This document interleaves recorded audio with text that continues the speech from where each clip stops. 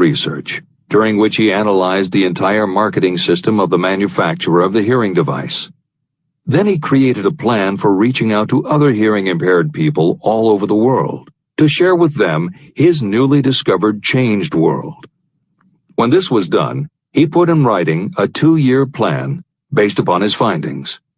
When he presented the plan to the company, he was instantly given a position for the purpose of carrying out his ambition. Little did he dream when he went to work that he was destined to bring hope and practical relief to thousands of people who, without his help, would have been limited forever by deafness. There's no doubt in my mind that Blair would have been deaf and unable to speak all his life if his mother and I had not managed to shape his mind as we did. When I planted in his mind the desire to hear and talk and live as other people, there went with that impulse some strange influence that caused nature to become bridge builder and span the gulf of silence between his brain and the outer world.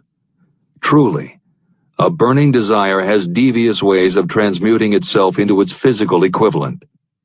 Blair desired normal hearing. Now he has it. He was born with a condition that in those days might easily have sent a person with a less defined desire to the street with a bundle of pencils and a tin cup. The little white lie I planted in his mind when he was a child, by leading him to believe his impaired hearing would become a great asset, has justified itself. I am convinced it is a fact that there is nothing, right or wrong, that belief plus burning desire cannot make real. These qualities are free to everyone. Editor's comments. As Napoleon Hill was finishing this chapter on desire, it was reported that the famed opera singer Madame Schumann-Heink had died.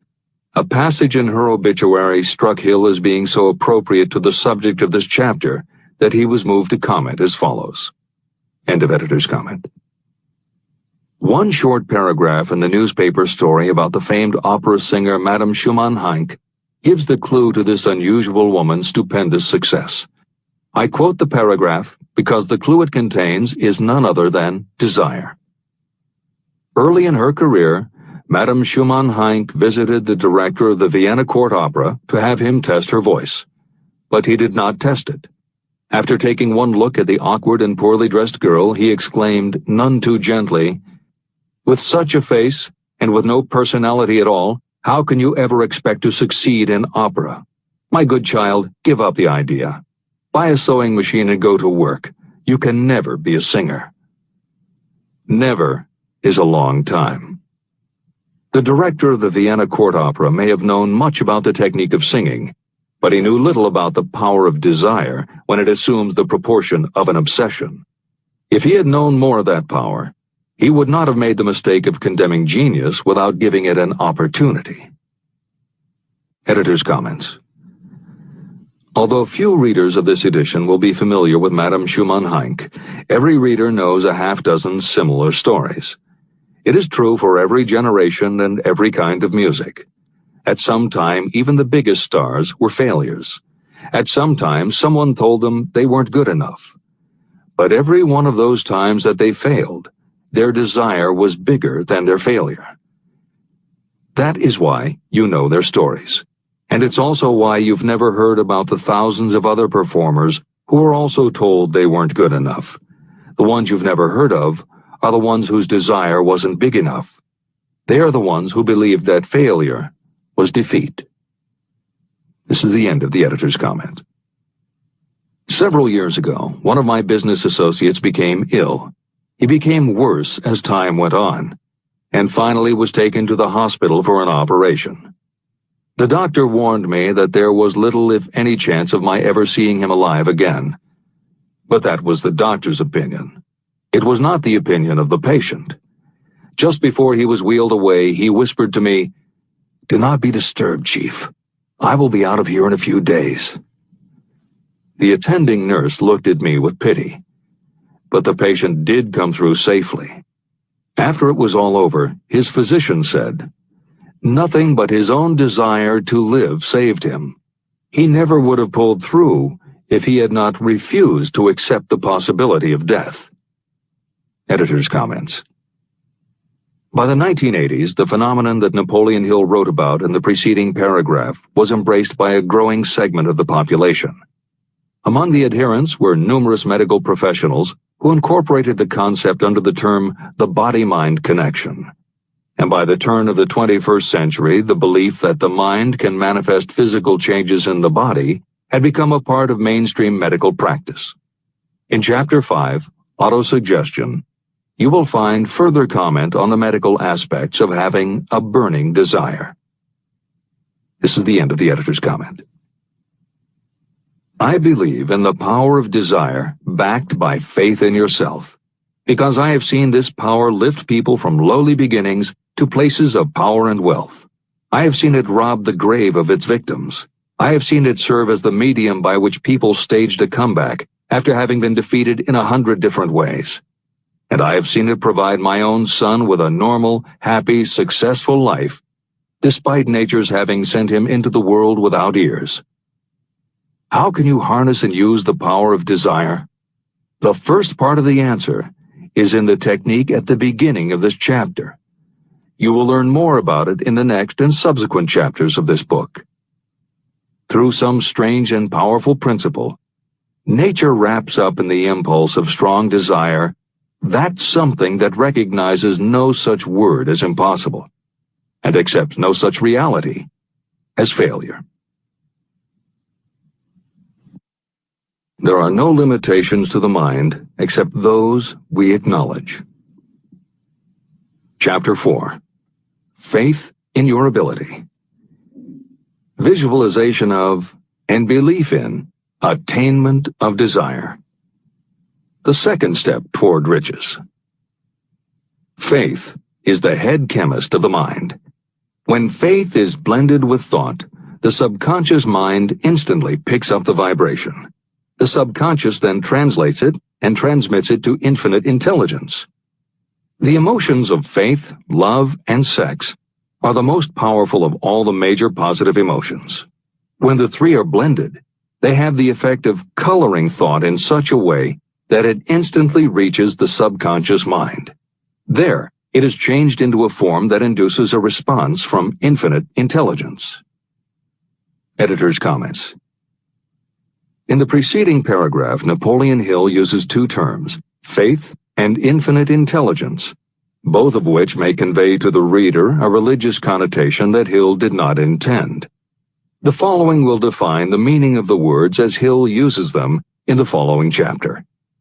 In modern usage, the word faith has become almost interchangeable with religious belief, which is not the way Hill uses the word. Faith, as it is used here, means having confidence, trust, and an absolute unwavering belief that you can do something. And in order for you to have faith in yourself as Hill means it, it has to be true on a subconscious level. If you have a nagging doubt in the back of your mind, or if you are just going through the motions of pretending you believe, it won't work because your subconscious will know your doubts.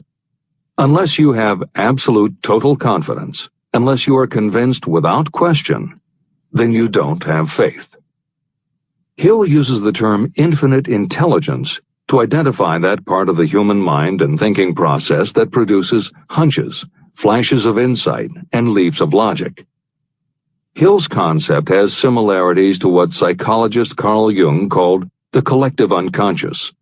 And on another level, it is very close to what contemporary psychologists refer to as working in the flow state, or being in the zone. Infinite intelligence is discussed in greater depth in later chapters. Hill also uses another term, the subconscious mind, that should be commented on before the reader proceeds with this chapter. Although there are differing schools of thought, in general, modern psychology developed from the pioneering work of Sigmund Freud and Carl Jung. Each believed that the human mind operates on both a conscious and an unconscious level, but they differed on the role the subconscious plays and the way it influences attitude and action. Through his own research and studies, Napoleon Hill developed a theory of the conscious and subconscious that is closest to the Jungian view. The following briefly describes the basis of Hill's view. The conscious mind. Your conscious mind receives information through the five senses of sight, smell, taste, hearing, and touch. Your conscious mind keeps track of what you need for thinking and operating, and it filters out what you don't need. Your conscious mind, and what your memory retains, is the intelligence with which you normally think, reason, and plan. The subconscious mind. Your subconscious has access to all the same information your conscious mind receives, but it doesn't reason the way your conscious mind does. It takes everything literally. It doesn't make value judgments. It does not filter, and it does not forget. You cannot command your conscious mind to reach out and dip into your subconscious mind. However, under certain circumstances, all those forgotten facts and ideas that are always there in your subconscious can, if they are firmly rooted, influence your conscious attitudes and actions. This is the end of the editor's comments. How to develop faith. The following statement is very important in understanding the importance of autosuggestion in the transmutation of desire into its physical or monetary equivalent. Namely, faith is a state of mind that may be induced or created by affirmation or repeated instructions to the subconscious mind through the principle of autosuggestion. The repetition of affirmations is like giving orders to your subconscious mind, and it is the only known method of voluntary development of the emotion of faith, absolute belief that you can do something. As an illustration, consider why you're reading this book. You want to acquire the ability to transmute the intangible thought impulse of desire into its physical counterpart, money. By following the instructions laid down in the later chapters on autosuggestion and the subconscious mind, you will learn techniques to convince your subconscious mind that you believe you will receive that for which you ask. Your subconscious will act upon that belief and pass it back to you in the form of faith, followed by definite plans for procuring that which you desire. Faith in yourself and your abilities is a state of mind that you will be able to develop at will after you have mastered the 13 principles in this book. This is true because faith is a state of mind that will develop naturally within you when you use and apply these principles. The emotions, or the feeling portion of thoughts, are what give your thoughts vitality, life, and action. The emotions of faith, love, and sex, when mixed with any thought impulse, give it even greater action. All thoughts that have been emotionalized, given feeling, and mixed with faith, absolute belief in your ability, begin immediately to translate themselves into their physical equivalent or counterpart. However, this is not only true of thought impulses that have been mixed with faith, but it is true with any emotion, including negative emotions. What this means is that the subconscious mind will translate into its physical equivalent a thought impulse of a negative or destructive nature just as readily as it will act upon thought impulses of a positive or constructive nature. The following statement made by a noted criminologist illustrates the point. When men first come into contact with crime, they abhor it. If they remain in contact with crime for a time, they become accustomed to it and endure it. If they remain in contact with it long enough, they finally embrace it and become influenced by it. This is the equivalent of saying that a negative impulse of thought that is repeatedly passed on to the subconscious mind often enough is finally accepted and acted upon by the subconscious mind. The subconscious then proceeds to translate that impulse into its physical equivalent by the most practical procedure available.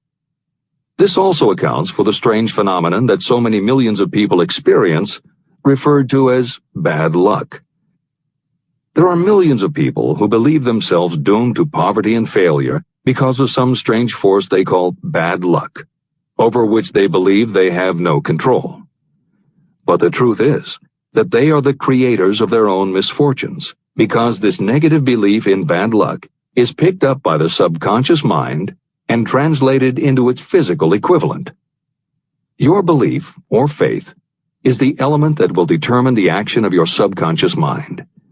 Once again, let me stress that you will benefit by passing on to your subconscious mind any desire that you wish translated into its physical or monetary equivalent in a state of expectancy or belief that the transmutation will actually take place.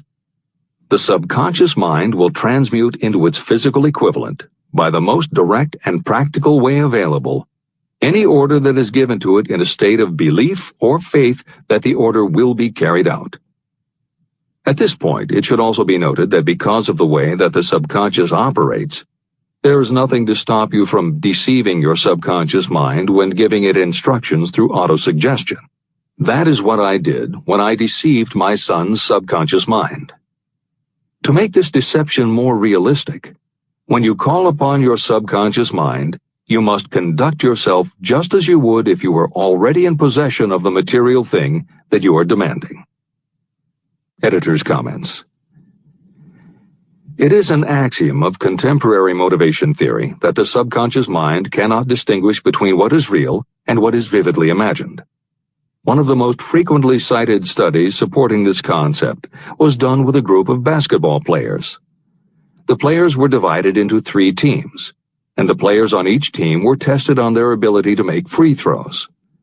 The teams were then separated for a period of time, and each team was given instructions which they were told would improve their abilities. One team was instructed to practice making baskets on a daily basis. The second team was instructed not to practice during the period and not to even think about basketball. The third team was also instructed not to practice during the period, but instead the members were told to spend their daily practice time visualizing in detail the process of making baskets. At the end of the experiment, the teams were again tested. The team that rested showed a decrease in ability. The team that practiced showed a marked increase in ability. And the team that didn't practice but visualized making baskets showed an increase in ability almost equal to those who had practiced daily. As Hill says, you can deceive your subconscious through autosuggestion. If you convincingly plant an idea in your subconscious will accept and work with the idea as though it were a fact. But the key word is convincingly. If you try to send a message to your subconscious, but in the back of your mind you have a nagging doubt whether it will work, your subconscious will pick that up also. You will have sent mixed messages that cancel each other out. That is why Hill stresses the importance of doing it with faith. Your subconscious will not judge if it is true or false, positive or negative, but it does respond to the power of the input, how emotionalized the thought is. This is the end of the editor's comment. It is essential for you to encourage the positive emotions as the dominating forces of your mind.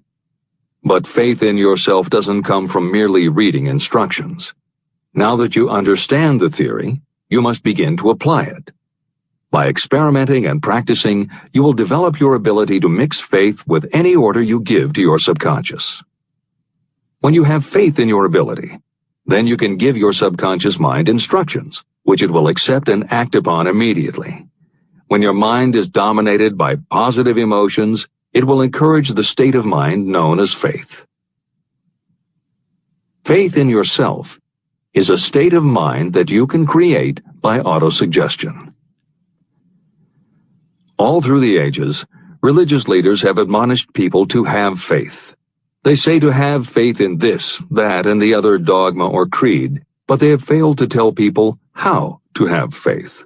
They have not stated that faith is a state of mind that may be induced by self-suggestion. In language that anyone can understand, this book explains the principle through which faith in your ability to accomplish a goal may be developed where it does not already exist. Before we begin, you should be reminded again that faith is the eternal elixir that gives life, power, and action to the impulse of thought. Faith is the starting point of all accumulation of riches. Faith is the basis of all miracles and of all mysteries that cannot be analyzed by the rules of science. Faith is the only known antidote for failure. Faith is the element that, when mixed with desire, gives you direct communication with infinite intelligence. Faith is the element that transforms the ordinary vibration of thought created by the human mind into the spiritual equivalent. Faith is the only way the force of infinite intelligence can be harnessed and used. The magic of self-suggestion. It is a fact that you will come to believe whatever you repeat to yourself, whether the statement is true or false. If you repeat a lie over and over, you will eventually accept that lie as truth. Moreover, you will believe it to be the truth. You are what you are because of the dominating thoughts that you permit to occupy your mind. Thoughts that you deliberately place in your own mind and encourage with sympathy, and with which you mix any one or more of the emotions, constitute the motivating forces that direct and control your every movement, act, and deed. The following sentence is a very significant statement of truth. Thoughts that are mixed with any of the feelings of emotions become like a magnetic force, which attracts other similar or related thoughts. A thought that is magnetized with one of the emotions may be compared to a seed. When it is planted in fertile soil, it germinates, grows, and multiplies itself over and over again. What was originally one small seed becomes countless millions of seeds of the same kind. The human mind is constantly attracting vibrations that are in sync with whatever dominates the mind. Any thought, idea, plan, or purpose that you hold in your mind attracts a host of its relatives. Add these relatives to its own force, and it grows until it becomes the prime motivator of the person in whose mind it has been housed. Now, let us go back to the starting point. How can the original seed of an idea, plan, or purpose be planted in the mind? The answer? Any idea, plan, or purpose may be placed in the mind through repetition of thought. This is why you are asked to write out a statement of your major purpose or definite chief aim. Commit it to memory and repeat it out loud day after day until these vibrations of sound have reached your subconscious mind. You are what you are because of the dominating thoughts that you permit to occupy your mind. If you choose to, you can throw off any bad influences from your past and build your own life the way you want it to be. For instance, by taking inventory of your mental assets and liabilities, you might discover that your greatest weakness is lack of self-confidence. This can be overcome and translated into courage through the principle of autosuggestion. You can do this by writing out a set of simply stated positive thought impulses, memorizing them, and repeating them until they become a part of the working equipment of your subconscious mind. The following is an example for someone whose definite purpose is to overcome a lack of self-confidence. Self-confidence formula. 1. I know that I have the ability to achieve the object of my definite purpose in life. Therefore, I demand of myself persistent, continuous action toward its attainment, and I here and now promise to render such action. 2. I realize the dominating thoughts of my mind will eventually reproduce themselves in outward physical action and gradually transform themselves into physical reality. Therefore, I will concentrate my thoughts for 30 minutes each day, visualizing the person I intend to become. In this way, I will create in my mind a clear mental picture. 3. I know through the principle of autosuggestion that any desire I persistently hold in my mind will eventually find some practical means of attaining my objective. Therefore, I will devote 10 minutes daily to demanding of myself the development of self-confidence. 4. I have clearly written down a description of my definite chief aim in life, and I will never stop trying until I have developed sufficient self-confidence for its attainment. 5. I fully realize that no wealth or position can last unless it is built upon truth and justice. Therefore, I will engage in no transaction that does not benefit all whom it affects. I will succeed by attracting to myself the forces I wish to use and the cooperation of others. I will persuade others to help me because of my willingness to help others. I will eliminate hatred, envy, jealousy, selfishness, and cynicism by developing love for all humanity, because I know that a negative attitude toward others can never bring me success. I will cause others to believe in me because I will believe in them and in myself. I will sign my name to this formula, commit it to memory, and repeat it aloud once a day, with full faith that it will gradually influence my thoughts and actions so that I will become a self-reliant and successful person. Behind this formula is a law of nature that psychologists call autosuggestion or self-suggestion. It is a proven technique that will work for your success if it is used constructively. On the other hand, if used destructively, it will destroy just as readily. In this statement may be found a very significant truth, namely that those who go down in defeat and end their lives in poverty, misery, and distress do so because of negative application of the principle of autosuggestion. All impulses of thought have a tendency to clothe themselves in their physical equivalent. The disaster of negative thinking. The subconscious mind makes no distinction between constructive and destructive thought impulses. It works with the material we feed it through our thought impulses. The subconscious mind will translate into reality a thought driven by fear just as readily as it will translate into reality a thought driven by courage or faith. Just as electricity will turn the wheels of industry and render useful service if used constructively, it will snuff out life if wrongly used. So too will the law of autosuggestion lead you to peace and prosperity, or down into the valley of misery, failure, and death. It depends on your degree of understanding and application of it. If you fill your mind with fear or doubt, and if you do not believe in your ability to connect with and use the forces of infinite intelligence, then you will not be able to use those forces. The law of autosuggestion will take your lack of belief and use that doubt as a pattern by which your subconscious mind will translate it into its physical equivalent. Editor's comments. When you have faith in your ability to accomplish what you want, it not only firmly plants ideas in your subconscious, but it then works to reinforce itself. When you have faith in your abilities, part of what you must have faith in is that it is possible to tap into infinite intelligence. And because you have faith that it will work, your conscious mind won't be resistant. When your conscious doesn't resist, your subconscious mind can send creative ideas to your conscious mind more easily. Then, the more you see the power working in your life, the easier it is for you to act on faith the next time. Will it work for you? You will never know unless you relax your resistance and just have faith that it will. This is the end of the editor's comment. Like the wind that carries one ship east and another west, the law of autosuggestion will lift you up or pull you down according to the way you set your sails of thought.